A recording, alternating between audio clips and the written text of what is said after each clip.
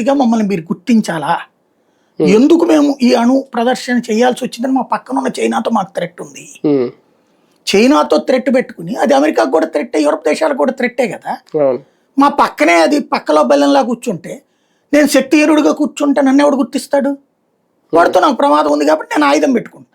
ఇదే సందర్భంలో నేను ఈ ప్రపంచానికి ఒక హామీ ఇస్తున్నా, మొదటి అణుబాంబు మేము వెయ్యం, అణుబాంబులు తయారు చేసి తీరుతాం, మొదటి అణుబాంబు మేము వెయ్యం.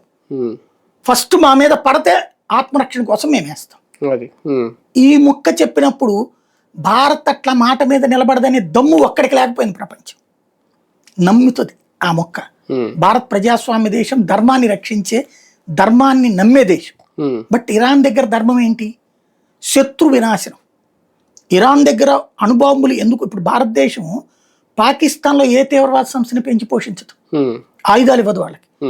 వాడు అడుగుతాడు బెలుచోడు మనల్ని, తెహ్రీక్ తాలిబాన్ పాకిస్తాన్ అడుగుతాడు, ఆఫ్ఘనిస్తాన్ వాడు మనం ఆయుధాలు ఇస్తే పాకిస్తాన్ బూడిచ్చేస్తానంటాడు.